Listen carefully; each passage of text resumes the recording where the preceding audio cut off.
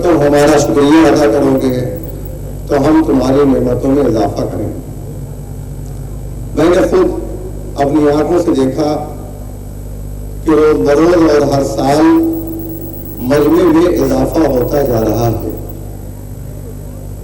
ہم نے اللہ کا شکریہ ادا کیا تو اللہ نے اس مجمع میں روز بروز اور ہر سال اضافہ کیا۔ دوسری جانب معصوم نے فرمایا کہ جو انسان کا شکریہ ادا نہیں کر سکتا وہ اپنے پروردگار کا بھی شکریہ نہیں ادا کر سکتا۔ اس لیے شیعہ اسلام و شریف مسلم جماعت کی طرف سے تمام کے تمام زائرین، تمام کے تمام عزاداروں کا شکریہ ادا کرتے ہوئے خدا کی بارگاہ میں ہم دعا ہے کہ پروردگار ان تمام کے تمام زائرین اور عزاداروں کو صحت و سلامتی عنایت فرمائے اور ساتھ ساتھ ان کے رزق میں خیر و برکت عطا فرمائے اور ساتھ ساتھ توفیق عطا فرمائے کہ ہر سال کی طرح سے آئندہ سال بھی ہمارے اس پروگرام میں شریک ہے۔ دوسری بات جو میں نے آپ کے سامنے قرآن کی آیت کی تلاوت کی ہے، اللہ آواز دے رہا ہے تعاونوا علی البر والتقوی، تم ایک دوسرے کی مدد نیکیوں کو کرو اور تقوی الہی پر کرو۔ اللہ نے انسان کو اس انداز سے پیدا کیا ہے کہ ایک خاندان دوسرے خاندان کا احتیاج رکھتا ہے، ایک گاؤں دوسرے گاؤں کا محتاج ہے، ایک شہر دوسرے شہر کا محتاج ہے اور ہر ایک کو دوسرے کی تعاون اور مدد کی ضرورت ہے۔ کوئی بھی انسان یہ چاہے کہ بغیر تعاون اور بغیر مدد کے زندگی گزار لے تو یہ ممکن نہیں۔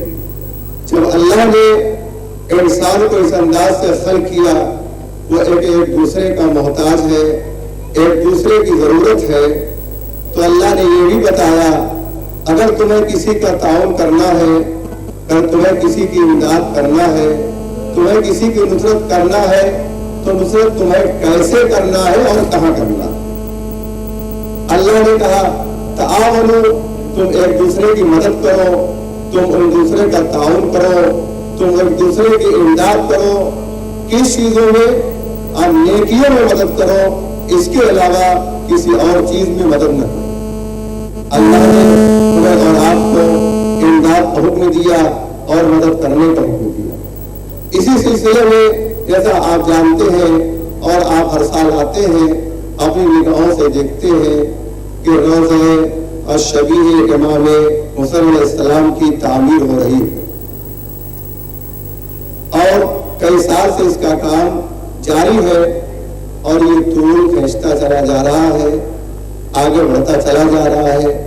ارادہ جماعت کا یہی ہے کہ انشاءاللہ آئندہ سال اس کا افتتاح ہو جائے اور اس سال کے اندر اس تعمیری کام کو مکمل کر لیا جائے، مگر تعاون کے بغیر یہ کام ممکن نہیں ہے۔ ہمیشہ آپ تعاون کرتے رہے اور مدد کرتے رہے۔ یہ ایک نیک کام کہ جس میں ہمیں اور آپ کو تعاون کرنا ہے اور آپ سب کے تعاون سے یہ کام آگے بڑھتا رہا۔ جب اس کا پروگرام بنا کہ روضے کی تعمیر کرنا ہے تب بھی میں نے دیکھا، جب اس کی پہلی میٹنگ ہوئی یہاں روضے کے اوپر جو پرانا روضہ تھا میں اس میٹنگ میں موجود تھا۔ انجینئر جب آیا تب بھی میں وہاں موجود تھا۔ انجینئر نے ایک بہت بڑا نقشہ پیش کیا تو جماعت کے لوگوں نے یہ کہا کہ اس کا خرچ بہت زیادہ ہے، اتنا خرچ ہم برداشت نہیں کر سکتے، لہذا اس کی وسعت کو اور کم کیا جائے تاکہ کم سے کم خرچ میں اس کی تعمیر جلد از جلد مکمل ہو جائے۔ جب اس کی بنیاد رکھی گئی آپ حضرات بھی تھے اور میں بھی اس میں موجود تھا۔ جب اس کی بنیادوں کو مکمل کیا گیا تب بھی میں موجود تھا اور میں نے دیکھا۔ جب اس کی دیواریں بلند ہوئی تب بھی میں موجود تھا اور میں دیکھتا رہا۔ اس کے بعد اس کی چھتیں بنی تب بھی میں موجود تھا۔ قبوں کی تعمیر ہوئی تب بھی میں موجود تھا اور میں نے دیکھا۔ اور تقریباً کوئی بھی ایسا ہفتہ نامہ نہیں ہوا کہ جب میں یہاں پر نہ آتا رہا ہوں زیارت کے لیے، اور زیارت کرنے کے بعد اسے دیکھا نہ ہو کہ تعمیر کا کام کہاں تک پہنچا اور کتنا کام ہوا اور کتنا کام ہونا ہے۔ لہذا یہ ساری چیزیں میرے نگاہوں کے سامنے ہیں، اور قرآن نے کہا ہے کہ بہت سی بدظنی، بہت سی بدگمانی، کسی چیز کے بارے میں برا خیال کرنا یہ ایک گناہ ہے۔ اب روزے کی تعمیر ہو رہی ہے اور ہمیشہ آپ نے تعاون کیا اور تعاون کرتے چلے آ رہے ہیں، اور آپ کے بغیر تعاون کے اکیلے یہ تعمیر پائے تکمیل تک نہیں پہنچ سکتی۔ ہمیں دینا ہے، کس کے نام پر دینا ہے، یہ ہمارے اور آپ کے لیے سوال ہے، لمحہ فکریہ ہے، ہمیں اور آپ کو سوچنا کس کے نام پر دینا ہے۔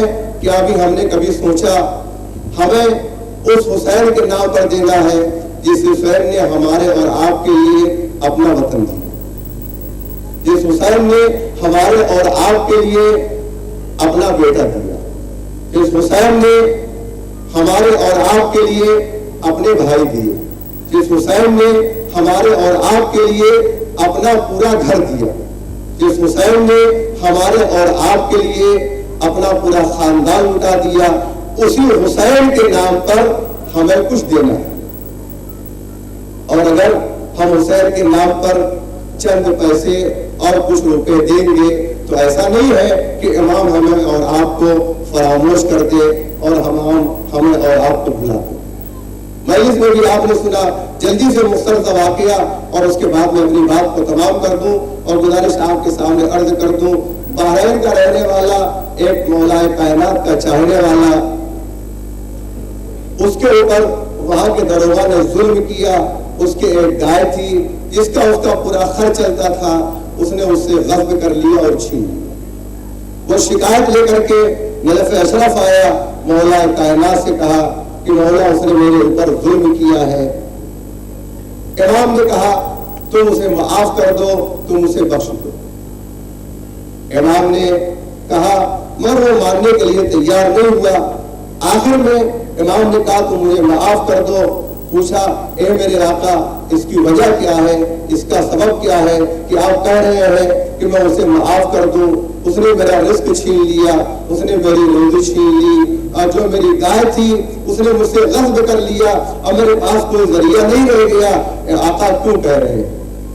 تو امام نے ایک ہی جملہ کہا، اس لیے کہ وہ ہر سال میرے لال حسین کے عزاداری کے لیے پیسہ خرچ کرتا ہے، یہ حق ہے، لہذا میں یہ چاہتا ہوں تو مجھے معاف کر دو۔ یعنی امام اپنے اوپر ہمارا حق سمجھتے ہیں اگر ہم نام حسین پر پیسہ خرچ کرتے ہیں۔ اگر آپ دنیاوی مثال لیں تو آپ کے سمجھ میں آ جائے، آپ کا مکان بن رہا ہو اور اس کے بعد آپ کی ضرورت ہو، آپ کسی سے قرض مانگنے کے لیے جائیں، کسی سے تعاون کرنے کے لیے جائیں اور آپ کی کوئی مدد کر دے، آپ کا کوئی تعاون کر دے، یقیناً مکان بننے کے بعد آپ اسے فراموش نہیں کریں گے، آپ اسے بھلائیں گے نہیں، اس لیے کہ اس نے آپ کے مکان بنانے کے لیے آپ کا تعاون کیا ہے، آپ کی مدد کیا ہے، آپ کو قرض دیا ہے، اور کسی بھی اعتبار سے مکان میں اگر اس نے مدد کی، آپ تعاون دیا ہے اور مدد کیا ہے تو مکمل ہونے کے بعد بھی آپ اسے فراموش نہیں کریں گے، آپ اسے بھلائیں گے نہیں بلکہ اسے وقتاً فوقتاً یاد کرتے رہیں گے۔ اگر ایک ہمارے جیسے انسان کا مکان بن رہا ہے اور اس کے بعد جس نے تعاون کیا ہے ہم اسے بھلاتے نہیں ہیں، ہم اسے فراموش نہیں کرتے ہیں، ہم اسے یاد کرتے ہیں، تو یہ کیسے ممکن ہے؟ اگر امام کا مکان بن رہا ہو اور اس کے بعد ہم اس میں تعاون کر دیں، ہم اس میں مدد کر دیں تو ہمارا امام ہمیں فراموش کر دے، ہمارا امام ہمیں بھلا دے، یہ ممکن نہیں ہے۔ لہذا جو روزے کی شبی کی تعمیر ہو رہی ہے شیعہ اثنا عشری مومن جماعت کی طرف سے، میں آپ کے سامنے گزارش کرتا ہوں اور میری التجا ہے کہ جس طرح سے آج تک آپ نے اس تعمیر میں مکمل طور سے تعاون کیا اور مدد کیا، اور آپ کے تعاون سے یہ تعمیر اس منزل تک پہنچی کہ اب قریب ہے کہ یہ مکمل ہو جائے، اور مکمل ہونے کے بعد اس کا افتتاح ہو جائے۔ ابھی کچھ ضرورت اور باقی ہے، لہٰذا آپ سے گزارش ہے کہ جتنا بھی آپ سے ہو سکے اس روضے کی تعمیر میں تعاون کریں اور مدد کریں تاکہ جلد از جلد یہ تعمیر مکمل ہو جائے۔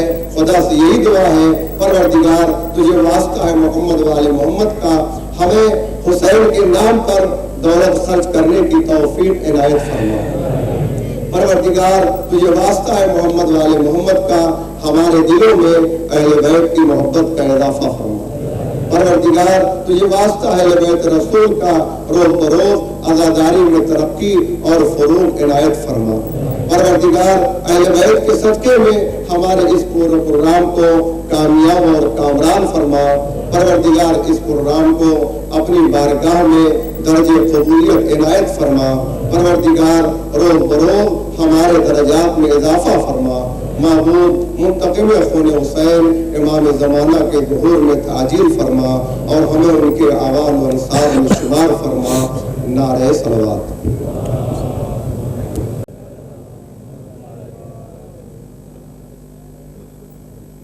مومنین کرام، میں آپ کی خدمت میں گزارش کر رہا تھا کہ اہل بیت نور کے امام ہیں جو تاریکیوں میں نہیں آتے، اور انہوں نے اپنے بھرے گھر کی قربانیاں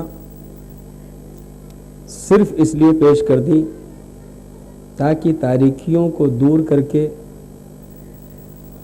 اہل اسلام کو نورانی ماحول میں لایا جا سکے، اور اس کے لیے انہوں نے جو قدم اٹھائے وہ آپ کے سامنے ہے۔ امام کو کوئی ضرورت نہیں تھی کربلا آنے کی، لیکن امام یہ بتانا چاہتے ہیں کہ ایک انسان اگر ذمہ دار ہے تو وہ صرف اپنی بھلائی نہیں دیکھتا، بلکہ اس کے قرب و جوار میں جو افراد رہتے ہیں، جو معاشرہ اور ماحول ہے، اس کی بھی بھلائی اس کے پیش نظر ہوتی ہے۔ اور صرف اسی کو سامنے رکھتے ہوئے حسین مدینے سے یہ کہتے ہوئے چلے، ان کان دین محمد لم یستقم الا بقتلی فیا سیوف خذینی، اگر پیغمبر کا دین بغیر میرے قتل کے نہیں بچ سکتا تو تلواروں بڑھو اور میرے ٹکڑے ٹکڑے کر دو۔ عزیز و حسین کربلا میں آئے، 10ویں محرم کو صبح سے لے کے عصر تک جو کام انجام دیے ہیں امام نے، اس کے لیے کسی شاعر نے کہا کہ کبھی لاش اٹھائی کبھی رو دیے، اسی شغل میں شاہ دن بھر رہے، کبھی کسی کو اجازت دی، کبھی کسی نے میدان سے آواز دی، اور پھر امام میدان میں تشریف لے گئے۔ ہاں، یہ الگ بات ہے کہ امام پہ اثرات الگ الگ طاری ہوئے ہیں۔ آپ کا جوان علی اکبر جب میدان میں گیا اور امام کو پکارا ہے تو امام کے دہن اقدس سے فقرہ نکلا، یا بنی الدنیا بعدک العفا، اے میرے لال تیرے بعد زندگانی دنیا پہ خاک ہے۔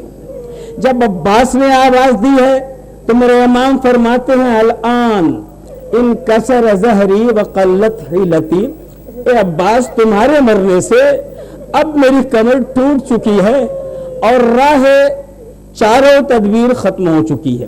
عزیزان محترم، ایک انسان جتنا حوصلہ مند ہوتا ہے اتنا ہی مصائب کا مقابلہ کرتا رہتا ہے، لیکن اگر کبھی مصائب کی انتہا ہو جاتی ہے تو اس کے حوصلے کہیں سے ٹوٹتے ہوئے نظر آتے ہیں، اور جب حوصلے ٹوٹتے ہوئے نظر آتے ہیں تو وہ اپنے علاوہ دوسروں کو یاد کرنے لگتا ہے۔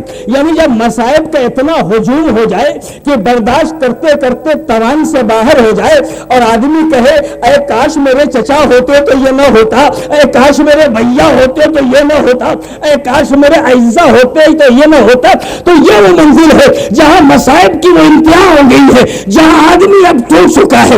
عزیزان محترم، یہ مرحلہ کربلا کی سرزمین پہ اس وقت آتا ہے جب حسین 6 مہینے کے لال کو دشمن کے مقابلے پہ لے آتے ہیں، پانی کے سوال پہ سنسناتا ہوا تیر آ کے بچے کے گلے سے ٹکراتا ہے تو میرا امام کہتا ہے اے میرے شیعو، کاش تم کربلا میں ہوتے اور دیکھتے کہ میں اپنے بچے کے لیے کیسے سوالات کر رہا ہوں اور ظالم انکار کر رہے ہیں۔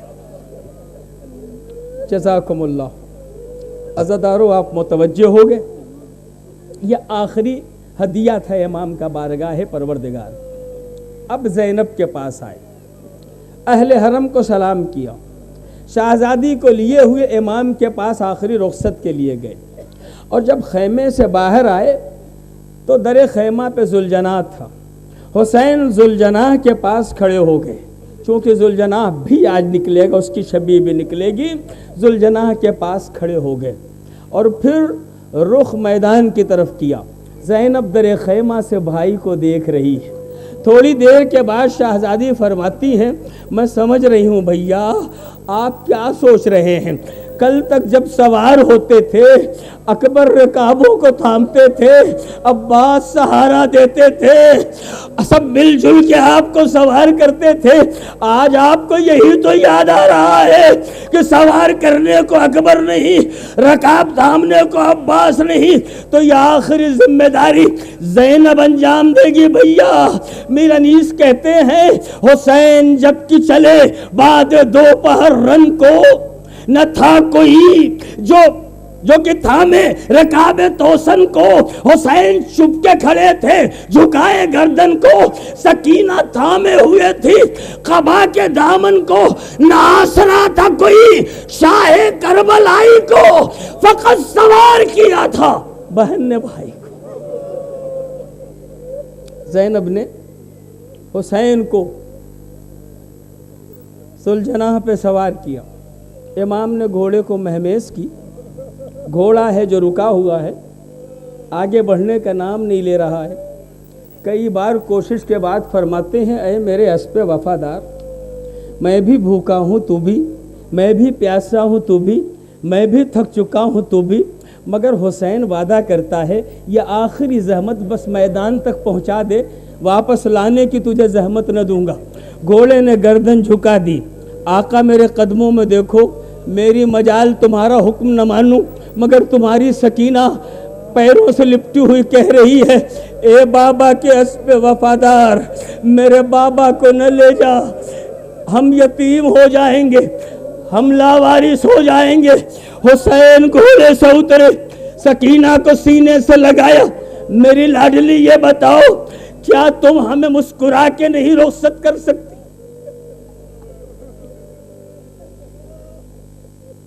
حسین چاہتا ہے جب شمر کا خنجر چلے سکینہ تمہارا مسکراتا چہرہ میرے سامنے ہو، میں نہیں چاہتا تم رو کے رخصت کرو۔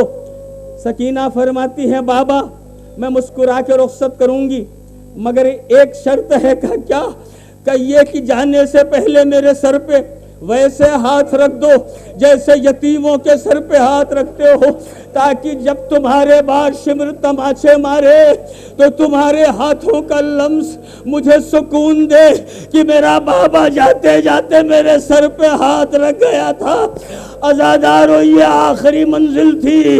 اس کے بعد ایک آواز گونجی، الا قتل الحسین بکربلا، الا ذبح الحسین بکربلا۔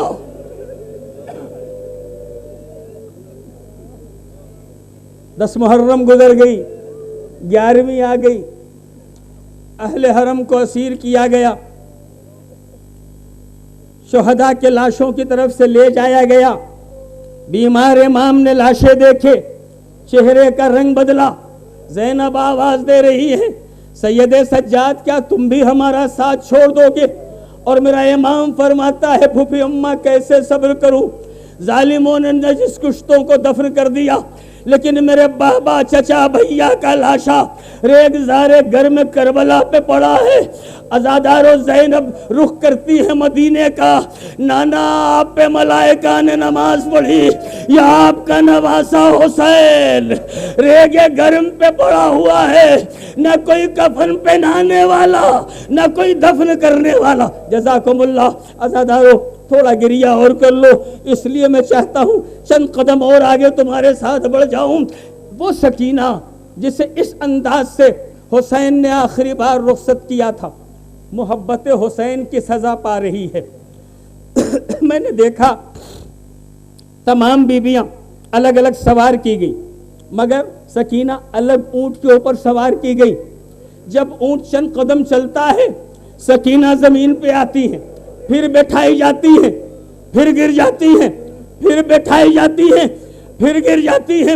کسی نے شمر سے کہا اگر مارنا مقصود ہے کسی اور طرح مار ڈال، یہ بار بار گرا کے مارنے سے کیا حاصل؟ عزیز و شمر چلا، آپ سمجھیں گے شاید اسے رحم آیا ہو، مگر سنو عزادارو، اولاد والوں برداشت کر سکو تو برداشت کرنا۔ 3-4 سال کی بچی کو اونٹ کو بٹھانے کے بعد سینے کے بل اس کی پشت پہ لٹایا، رسیوں سے جکڑ دیا، اور جب اونٹ چلا ہر قدم پہ سکینہ کی آواز آئی، اے پھوپھی اماں، اے پھوپھی اماں، اے پھوپھی اماں، مجھے اپنے پاس بلاؤ ورنہ سکینہ بے موت مر جائے۔ جزاکم اللہ، خدا رحمت نازل کرے ان آوازوں پہ جو غم حسین میں بلند ہو رہی ہیں۔ عزادارو، سختیاں جھیلتی ہوئی حسین کی یہ لاڈلی کوفہ و شام کے زندانوں سے ہوتی ہوئی، درباروں سے ہوتی ہوئی زندان شام تک پہنچ گئی۔ ایک دن خواب میں باپ کو دیکھ لیا، اٹھی تو آواز دے رہی ہیں، بابا کہاں گئے؟ تمہاری سکینہ پکار رہی ہے بابا، تم میری آواز نہیں سن رہے ہو بابا؟ اتنی دیر تو کبھی نہیں کرتے تھے سکینہ کی آواز میں۔ رو رہی ہے سکینہ، آواز دربار تک چلی گئی۔ یزید نے کہا کون رو رہا ہے؟ پتہ چلا حسین کی چاہنے والی بیٹی نے خواب میں باپ کو دیکھ لیا ہے۔ کہا سر بھیج دو شاید سکون ہو جائے۔ انصاف سے بتاؤ، 3-4 سال کے بچے اسی لیے ہوتے ہیں باپ کا کٹا ہوا سر ان کے پاس بھیجا جائے۔ لو، سکینہ کے پاس باپ کا کٹا ہوا سر آیا، بچی نے رخسار پہ رخسار رکھا، بابا کسے میری یتیمی پہ رحم نہ آیا؟ بابا، بابا کس نے تمہیں قتل کر دیا؟ بابا، روتے روتے ایک مرتبہ بچی چپ ہو گئی۔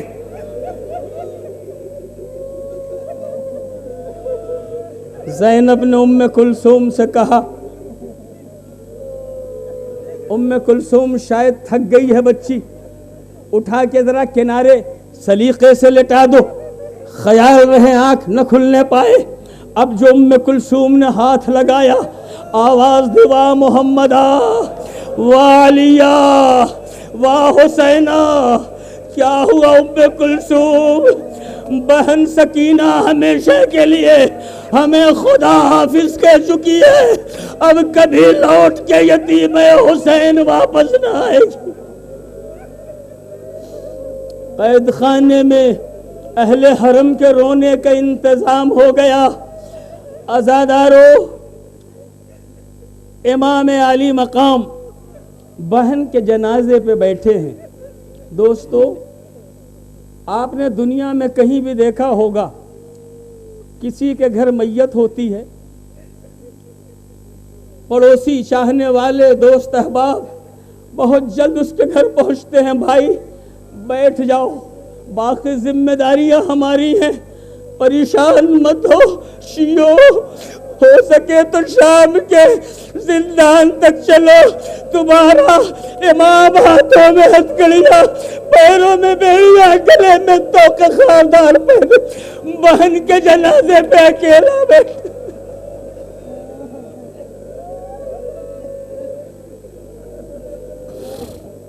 ہو سکے تو چل کے کہے مولا غلام حاضر ہے، مگر وہاں کوئی نہیں جو امام سے یہ کہہ سکے۔ ایک مرتبہ امام نے غسالہ کو بلایا، غسالہ غسل دے رہی ہے، غسل دیتے دیتے زینب اولیاء مقام کے پاس آئی، بی بی کچھ پوچھو؟ برا تو نہیں مانیں گی؟ پوچھو، برا تو نہ مانیں گی بی بی؟ کیا پوچھو، کیا پوچھنا ہے؟ میں اتنا بتا دو یہ بچی کس مرض میں مبتلا ہو کے اس دنیا سے گزری؟ کہ یہ کیوں پوچھ رہی ہو؟ کہ جسم اس طریقے سے، لباس اس طرح سے جسم میں چپکا ہوا ہے، लाख चाहती हूँ अलग हो जाए मगर गुस्ल लेते हुए अलग नहीं हो रहा है।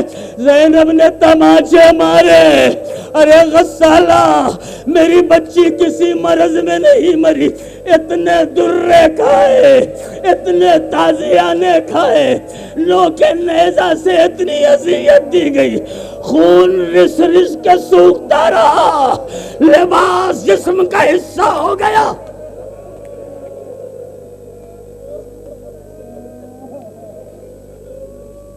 जज़ाकुमुल्लाह। लो अजीजो, 2-3 फ़िक्रे खत्म हो गई ज़हमत। काफिला जब रवाना हुआ, बीबियां सवार हो गई। ज़ैनब ने कहा रबाब नहीं दिखाई दे रही। कहाँ है रबाब? पता चला जिंदान के दरवाजे पे खड़ी। उतरी, गई, रबाब क्या आप मदीने न चलेंगी? रबाब की आंखों में आंसू उमड़ आए। ज़ैनब आप हुसैन को लाई थी, हाँ क्या हुए? मारे गए। अकबर आए थे, हाँ क्या हुए? शहीद हो गए। औनो मोहम्मद थे, हाँ क्या हुए? मारे गए। का उसके बाद मदीने जाएंगी, अब्दुल्ला का सहारा है, उनके जरिए जी लीजिएगा। ये बताए ज़ैनब, ये कोख जलीमा किसके सहारे मदीने जाए? एक वाली था करबला में छोड़ा, 2 बच्चे थे, एक की कब्र सहरा में बना दी, एक के जिंदान के शाम में। अब रबाब मदीने जाके क्या करे? ज़ैनब का दिल भर आया, शाम की बीबियों को लिया, जिंदान की तारीकियों तक गई। बीबियों, एक यतीमा की कब्र है, इसे अकेला न छोड़ना, इस पे फातिहा पढ़ती रहना। फिर ज़ैनब ने कब्र सकीना से खिताब किया, बेटी शाम को जब तायर अपने आशियानों को जाते थे, तुम कहती थी फूफी अम्मा ये तायर कहाँ जा रहे हैं? मैं कहती थी अपने आशियाने जा रहे हैं। तुम कहती थी फूफी तायर रोज आशियाने जाएं, हमें नाना के मदीने जाना नसीब न होगा। उठो सकीना, ये काफिला मदीने जा रहा है, क्या मदीने न चलोगी? मेरा दिल कहता है कब्र सकीना लर्जी होगी। वो भी अम्मा खुदा हाफिज, हमें शाम का जिंदान पसंद आ गया। करबला से गुजरना, बाबा को सलाम कहना, कहना हुसैन जिस सकीना को दरे खैमा पे रोता छोड़ा था, हमने उसकी कब्र शाम में बना दी, अब वो कभी लौट के ना आएगी।